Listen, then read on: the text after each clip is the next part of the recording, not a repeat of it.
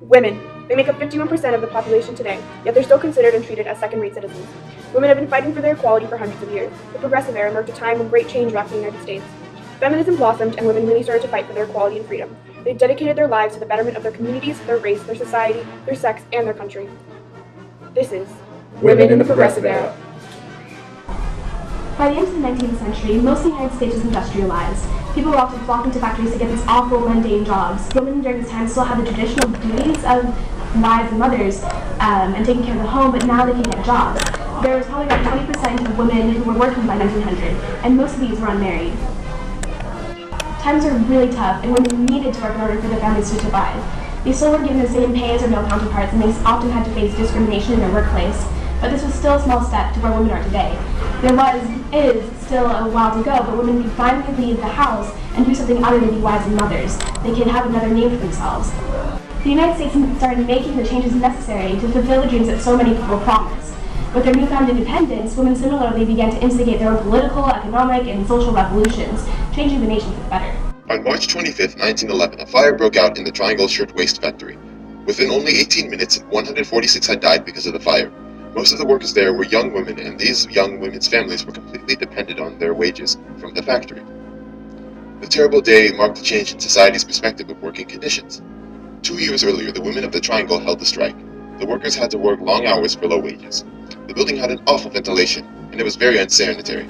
In general, work was very dangerous and mundane following the Industrial Revolution. The four men and women were constantly afraid that their workers would steal, so they locked doors, checked bags, and watched the workers so that they could never pause to rest. They were forced to work under awful conditions, so they felt that an industry-wide strike would help them relieve a little bit of their suffering. This strike was a bloody one. As the employers sent out for people to come and beat the strike, but other women, including the daughter of a very powerful financier, joined them in their cause to bring about reform. The public started to become very sympathetic of the women, but the strike was not very successful. Women had to go back to work, although the working conditions only improved minimally. They had taken a huge risk in striking, and they had not received anything in return. The fire started because of a dropped cigarette on the 8th floor. This place was perfect for a fire. It burned through the shirtwaist, wooden tables, and fabric dust trapped inside due to the poor ventilation. When the women tried to run out, they had found that they had been locked in. Many rushed to the elevator. Some jumped onto the fire escape and down the elevator shaft. Eventually, the fire escape tore away from the side of the building.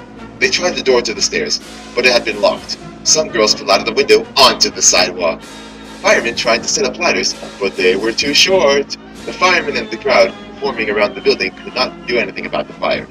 As a result of the poor conditions, 146 girls died. So, in response to the terrible deaths caused by the poor conditions, people everywhere, especially women, banded together to make way for reform. Women built unions such as the International Ladies Garment Workers Union and the Women's Trade Union League. These unions tried to right the injustice done to the poor girls of the Triangle Factory, and they fought for better working conditions.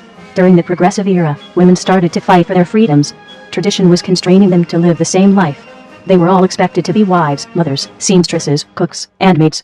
Slowly, they were breaking out and making their own lives. They were obtaining an education, a job, and a higher purpose. Soon, women also wanted to break free from the slavery of being a housewife. Women fought with the traditional views of female sexuality. Generally, women were seen to be subject to their husbands, but they soon desired to be independent. Free sexual expression and reproductive choice became a big part of women's freedom, or, as some put it, emancipation. The general use and availability of birth control was something that was advocated for by the women reformers. Anna Goldman, a Lithuanian immigrant, traveled across the country giving lectures on women's right to birth control. As a result of her dangerous or obscene statements, she was arrested 40 times. I demand freedom for sexes, freedom of action, freedom in love, and freedom in motherhood. Another strong woman who supported the necessity of birth control was Margaret Sanger. In 1911, she wrote an article about sexually transmitted diseases for her newspaper column What Every Girl Should Know, but the Postal Service wouldn't mail it out. She advertised birth control when she had her own journal, The Woman Rebel, in 1914. She was committed to teaching women about their bodies and how to gain control over them. And in 1916, she opened a clinic in Brooklyn, where she distributed contraceptive devices. She believed that birth control was essential for happier children, which would lead to a better community and world. The whole tendency of the new psychology is to trace back the troubles and the weaknesses of our adult life back to the shocks, the hurts, the miseries of childhood. More and more, infancy and childhood are becoming the most important period of life. If we take care of our children, we may be sure they will soon take care of themselves. It is in the realization of the tremendous importance of each and every child brought into this world that the exponents of birth control emphasize the necessity, by means of limitation of parenthood, of expending 1,000 times more care and attention upon every child than is the good fortune of any child to receive now.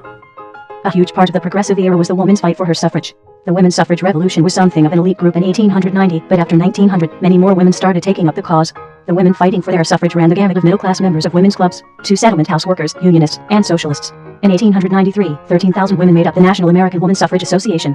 By 1917, the membership rose to over 2 million. The first states to grant women the full right to vote were Wyoming, Utah, Colorado, and Idaho, and by 1900, more than half the states had allowed women to vote in local elections dealing with school issues.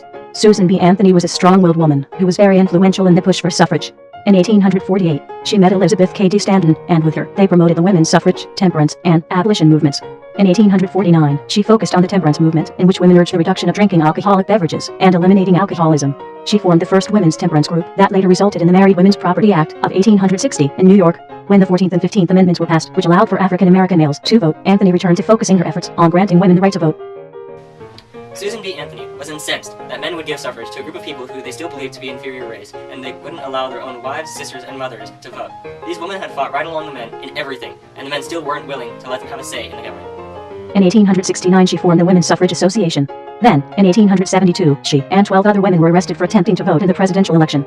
A constitutional amendment that would grant women suffrage was presented to Congress every year since 1878, and every year it was shot down until 14 years after Anthony had died. Arguably the most prominent woman in the suffrage movement was Carrie Chapman Catt. She revived the National American Woman Suffrage Association and was a great leader in their campaign to win women's voting rights. As a very well-educated woman, Carrie Chapman Catt joined the Iowa Woman Suffrage Association in 1887. There she worked as a writer and lecturer, and soon became the recording secretary. By 1890, she was the association's state organizer. Within the same decade, she went on to the National American Woman Suffrage Association, and she soon earned a reputation as a prestigious suffragist. Through her diligence and hard work, she became the association's president by 1900. Only 2 years later, she helped organize the International Woman Suffrage Alliance. After her second husband died, Catt left the NAWSA, only to return in 1915 when it started to disintegrate. She then presented a final winning plan by which women would be allowed to vote. She compromised with the resistant states, and fought hard with the laws on the national level. Alice Paul and Lucy Burns joined the fight for suffrage around this time, after being influenced by the British suffrage movement. They brought new radical tactics to the suffrage movement in America, which put them at odds with the older suffragette. They organized a strike, led by Inez Mulholland, on a white horse, in Washington, on the day of President Wilson's inauguration. Carrie Catt eventually suspended Paul from the NAWSA for denouncing President Wilson. Paul went on to form the National Women's Party, under which the suffragettes picketed in front of the White House.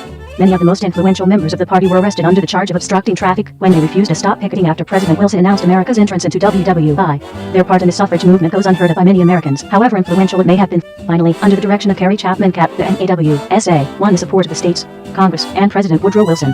On August 26, 1920, the 19th Amendment was passed. Women had the right to vote across the whole country. The Progressive Era made many strong, independent women who did everything in their power to make America better.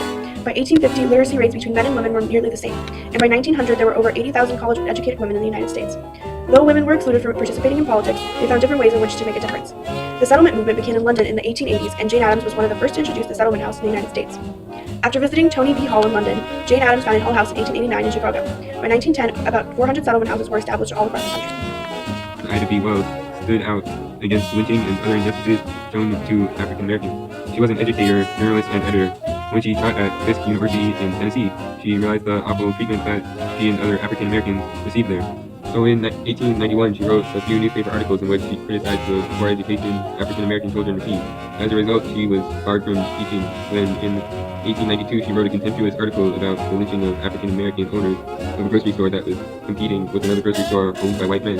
She was fired from the newspaper she wrote for. Following this, she moved to New York and wrote exposes about the lynching epidemic in the New York Age. Her longest expose about lynching was called The Red Record. She served as the secretary of the National Afro-American Council from 1898 to 1802. Then in 1910, she founded the Negro Fellowship League, over which she was the first president. The other women tackled one of the biggest companies in the whole country, Standard Oil.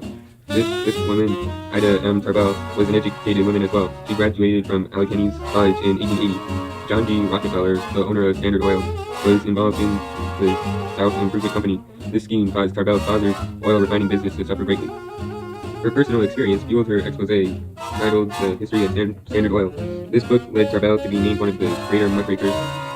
In it, she exposed all the illegal actions Rockefeller employed so that he could gain his powerful monopoly.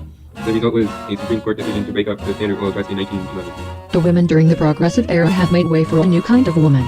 A strong, involved, intelligent, and determined woman. In their path, new waves of feminism and confidence in the female sex followed. These women laid out the way for the modern woman. They laid the stones for equality between the sexes. The question now is, shall all women in the body obey all men in the body? Shall the woman who enjoys the right of self-government in every other department of life also be permitted the right of self-government in the state? It is no more right for men to govern women than it is for one man to govern other men.